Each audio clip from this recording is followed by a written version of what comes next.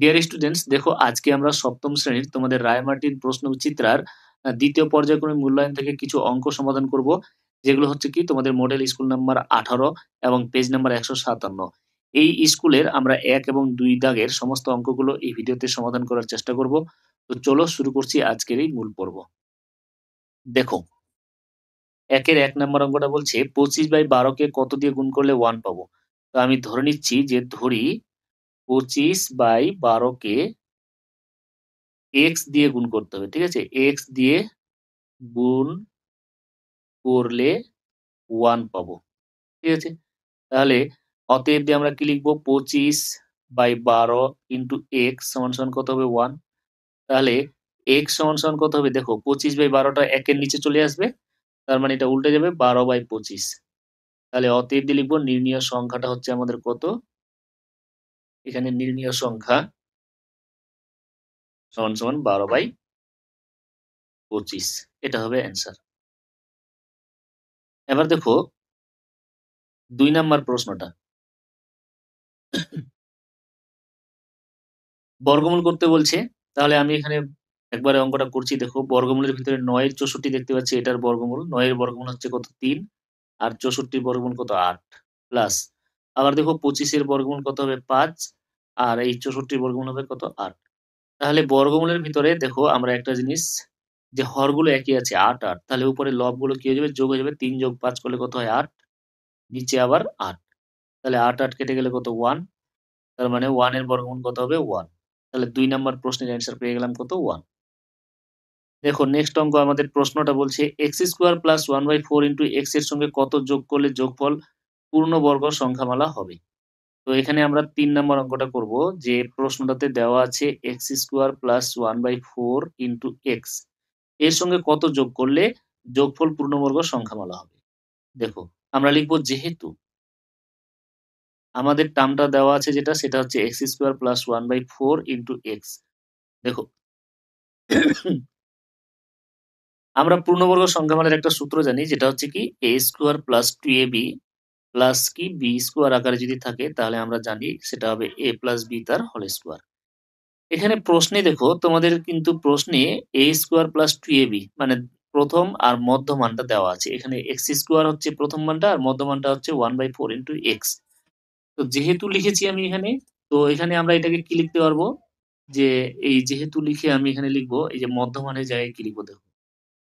এখানে 2ab আকারে আমরা সাজাবো।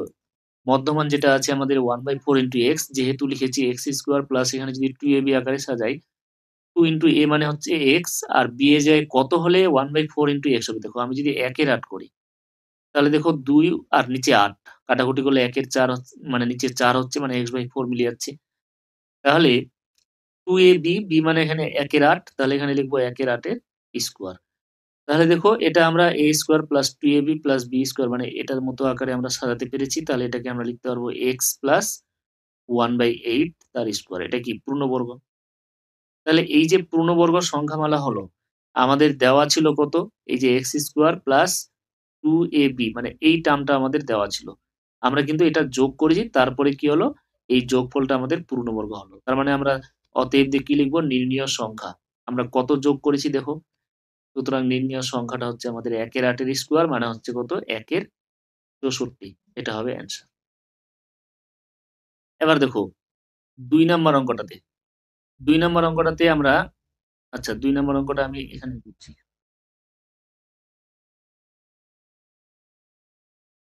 এবার দেখো ২ নাম্বার প্রশ্নটা বলেছে x এর মান দেওয়া আছে তোমাদের। x এর মান আর y এর মান তোমাদের দেওয়া আছে। x এর মান হচ্ছে এটা a/b + b/a, আর y এর মান হচ্ছে তোমাদের a/b - b/a। তাহলে এখানে আমাদের বলছে x² - y² এর মান কত? তো আমি লিখলাম x² - y²। এটা কিন্তু একটা সূত্র আছে তোমাদের, সেটা হচ্ছে কি x + y x - y। এবার যদি আমরা মানগুলো বসাই দেখো, x এর মান কত? a/b প্লাস কত? b/a প্লাস y এর মান হচ্ছে a/b মাইনাস b/a। তারপরে থার্ড ব্র্যাকেট ক্লোজ, আবার থার্ড ব্র্যাকেট, x এর মান আবার বসাবো a/b plus b/a into into বলতে এখানে মাইনাস তারপরে আবার y এর মানটা হচ্ছে a by b minus b by a।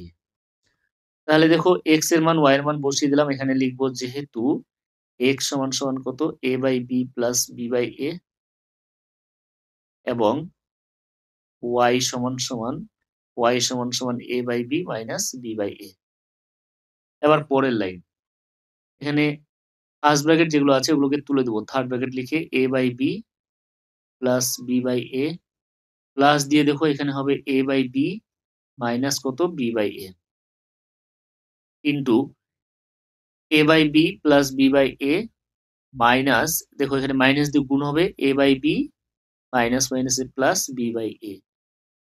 এবার এখানে কিছু টার্ম কেটে যাবে, দেখো এখানে minus b by a plus b by a আর এখানে minus a by b plus a by b কেটে যাচ্ছে, তাহলে এখানে a by b plus a by b মানে কত 2a বাই b, আর এই যে এখানে গুণ চিহ্ন আছে মানে এই গুণ চিহ্নটা দিয়ে b by a plus b by a মানে কত 2b বাই a। এবার উপর নিচ দেখো a a b b কেটে যাচ্ছে, তার মানে 2 ইন্টু 2 করলে কত হচ্ছে 4, তার মানে এই 4 নম্বর প্রশ্নের উত্তর আসলো আমাদের কত 4। নেক্সট অঙ্ক দেখো, বলছে দুটি ত্রিভুজের তিনটি কোণের পরিমাপ যদি সমান হয় তাহলে ত্রিভুজ দুটি পরস্পর কি হবে, এখানে উত্তর হবে তোমাদের সদৃশকোণী ত্রিভুজ। দুটো ত্রিভুজের মধ্যে তিনটি কোণই যদি সমান হয়ে যায় তখন ওই দুটো ত্রিভুজকে আমরা বলবো পরস্পর সদৃশকোণী ত্রিভুজ। এবার 6 নম্বর প্রশ্ন দেখো, ছেদক বা ভেদক কাকে বলে। দেখো ছেদক বা ভেদক, এই একটা সরলরেখা এই একটা সরলরেখা, মনে করো এটা এ এটা বি আর এটা সি এটা ডি। তো আমরা কি বলবো, দুটি বা তার বেশি, দুই বা তার বেশি সরলরেখাকে অপর একটি সরলরেখা, আমি নিলাম এটা হচ্ছে কি ইএফ, অপর একটি সরলরেখা যদি আলাদা আলাদা বিন্দুতে ছেদ করে, পি কিউ বিন্দুতে ছেদ করেছে দেখো, তখন এই যে সরলরেখাটা যেটা ছেদ করছে এটাকে আমরা বলবো কি ছেদক বা ভেদক, ঠিক আছে। এবার দেখো 2-1 নম্বর প্রশ্নটা, 47 বাই কত আছে 57, এই 47 বাই 57 ভগ্নাংশটি 2, 3, 4 দশমিক স্থান পর্যন্ত আসন্ন মান লেখো। তো আমরা কি করব, 47 কে ডিভাইড করব। প্রথমে কত দিয়ে ডিভাইড করব, দেখো যেহেতু 47টা 57 থেকে 0 মানে 0 দিয়ে করলে 0 বিয়োগ করলে ওটাই আসবে 47। এবার দশমিক নিয়ে এখানে শূন্য নিব। প্রথমে আমরা দিব কত দিয়ে, 8 দিয়ে দিব, কারণ 9 দিয়ে নিলে দেখবে বেশি হয়ে যাবে। তাহলে 8 7 কত 56, 6 8 5 40 আর 5 কত 45, এখানে হচ্ছে বিয়োগ করলে তোমার আসছে 4 আর এখানে হাতের 1 মানে 7 মানে 6 1 হবে, 140 হবে দশমিকের জন্য একটা শূন্য নিলে। এবার দেখো আমরা ভাগ করব কত 2 দিয়ে, তাহলে 2 7 14 4 2 5 10 আর একে 11। এবার মাইনাস করলে এখানে আসবে 6 এখানে আসবে 2 আর একটা শূন্য নিব। এবার দেখো 260, এবার আমরা 4 দিয়ে ডিভাইড করছি, 4 5 4 4 7 28 এর 8 আর 4 5 20 আর 2 22, তাহলে বিয়োগ করলে এখানে 2 এখানে 3 থেকে 6 যাব মানে 3 320 আসলো, 320, ঠিক আছে। এবার আমরা 4 এর পরে এখানে কত দিয়ে দিব, 5 দিয়ে দিব, দেখো 6 দিয়ে দিলে বেশি হয়ে যাবে, 5 দিয়ে দিচ্ছি, তাহলে 5 7 35 এর 5 আর 5 5 25 আর 3 কত 28, এখানে 5 হবে আর এখানে 3 হবে আর এখানে একটা দশমিকের জন্য আবার শূন্য। এবার আমরা দিব হচ্ছে কত দিয়ে, 6 দিয়ে, দেখো 6 দিয়ে দিলাম। তো 6 দিয়ে দেওয়ার পরে এখানে কত হবে, তাহলে গুণ করলে 42 আর 6 5 30 আর 4 34, তাহলে এখানে হচ্ছে কত 8 8 হচ্ছে। তো আমরা দশমিকের পরে কত, এটা তো ভাগ এরকম চলতে থাকবে, তাহলে কত ডিজিট পর্যন্ত নিব, যেহেতু আমাদের এখানে 4 দশমিক স্থান পর্যন্ত আসন্ন মান বের করতে বলেছে, তাহলে দশমিক বিন্দুর পরে আমরা 5টা ডিজিট পর্যন্ত ভাগ করলেই হয়ে যাবে। তাহলে আমি এখান থেকে ভাগটা স্টপ করে দিয়ে আবার লিখবো, অতএব 47 বাই কত 57, 47 বাই 57 সমান সমান আমরা পেলাম 0.82456, এটা কিন্তু চলতে আছে, ঠিক আছে। সমান সমান এবার আমরা দেখো, আমাদের প্রথমে 2 দশমিক স্থান পর্যন্ত যদি আমরা স্থান আসন্ন মান বের করি, তাহলে 3 নাম্বার ডিজিটটার দিকে আমরা লক্ষ্য করব। 3 নাম্বার ডিজিটটা দেখো এখানে কত আছে, 4 রয়েছে।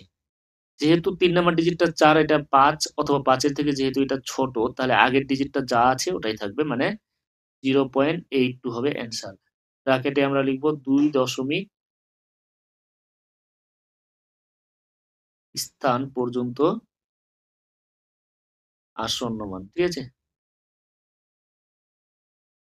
এবার দেখো 3 দশমিক স্থান পর্যন্ত আসন্ন মান করলে 4 নাম্বার ডিজিটটা যেহেতু দেখো 5 রয়েছে, 5 অথবা 5 এর থেকে বেশি হলে পরে আগের ডিজিটটা কি হবে? 1 যোগ হয়ে যাবে। তার মানে এখানে 1 যোগ হলে 4 হয়ে যাবে 5। তার মানে 0.824 টা হয়ে যাবে কত? 5। তাহলে এটা আমাদের হয়ে গেল কত? ৩ দশমিক স্থান পর্যন্ত আসন্ন মান। এবার 4 দশমিক স্থান পর্যন্ত আসন্ন মান করলে পরে দেখো ৫ নাম্বার ডিজিটটা আমাদের কত রয়েছে? ৬। তার মানে আগের ডিজিটটা আমাদের কত হয়ে যাবে? 0.825 টা আছে, এই 4 আছে। তারপরে দেখো 5 টা হয়ে যাবে কত? 6। তাহলে এটা আমরা হলো আমাদের হলো কি ৪ দশমিক স্থান পর্যন্ত আসন্ন।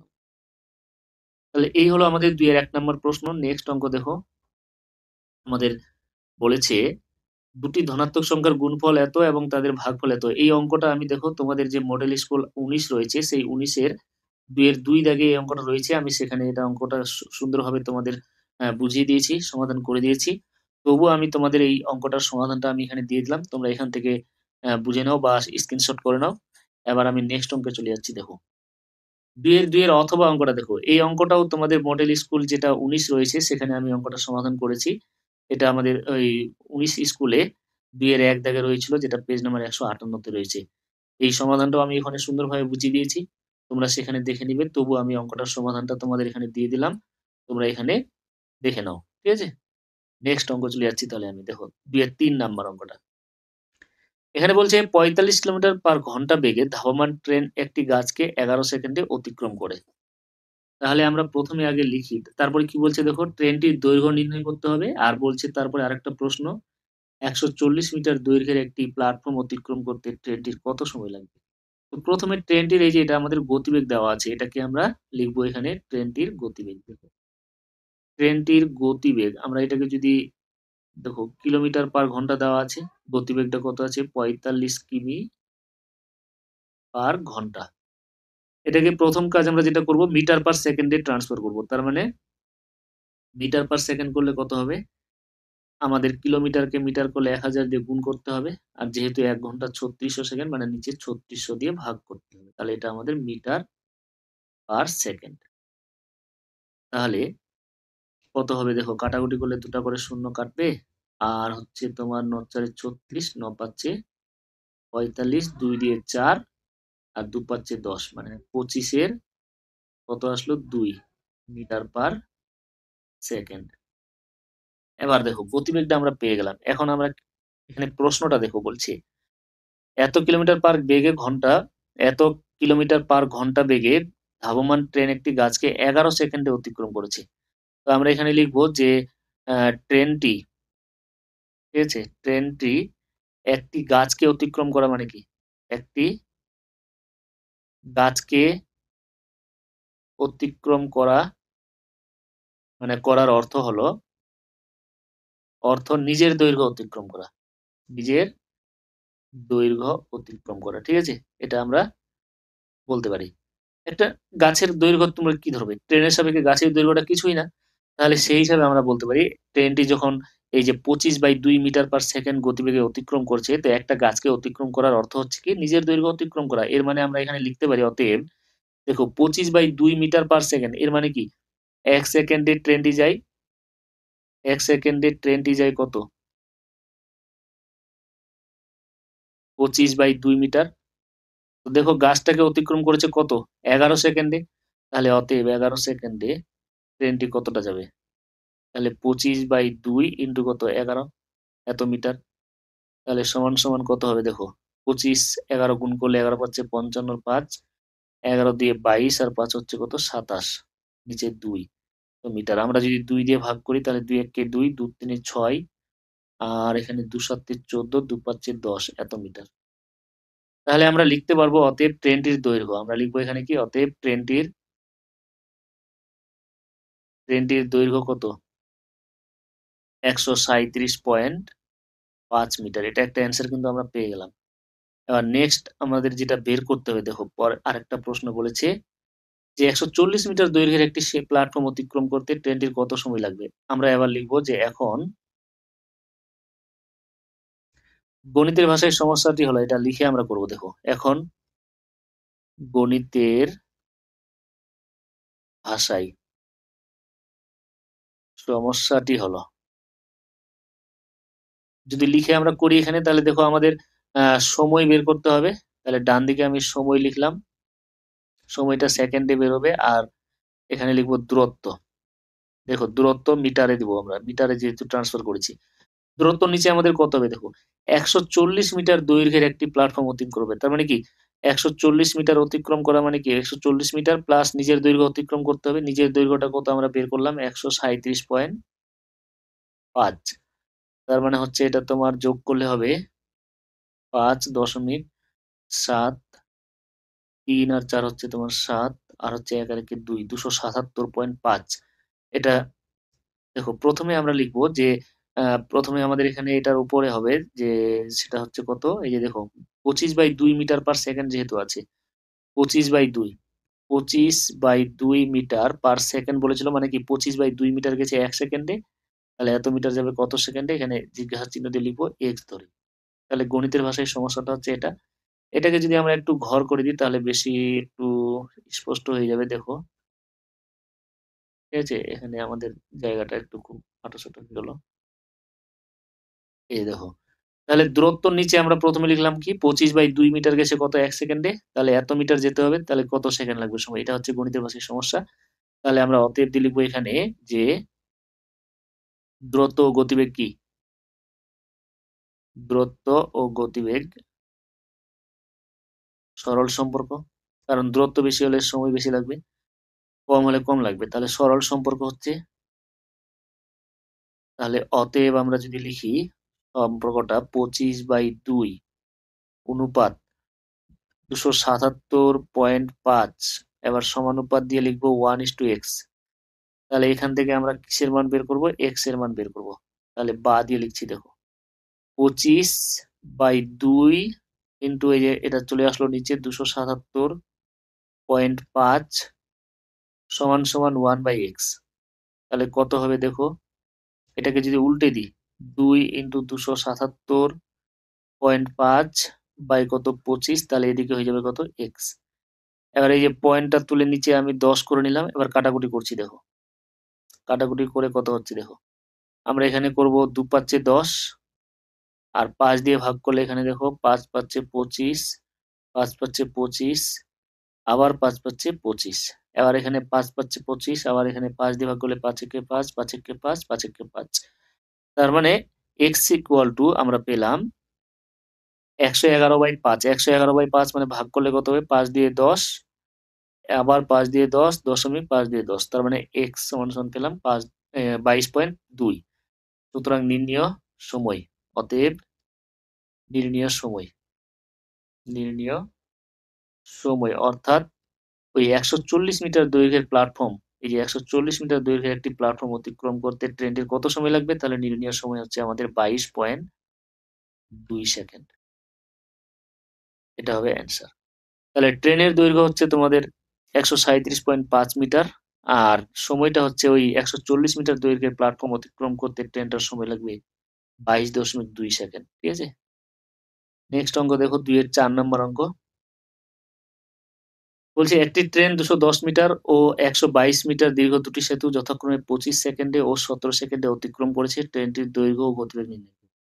তো আমরা এখানে ধরে নিব যে ধরি ট্রেনটির দৈর্ঘ্য, ট্রেনটির দৈর্ঘ্য হচ্ছে তোমার x মিটার ধরে নিব, এবং গতিবেগ ও গতিবেগ আমরা ধরে নিব v, মিটার পার সেকেন্ড ধরে নিলাম আমি। ঠিক আছে, মিটার পার সেকেন্ড।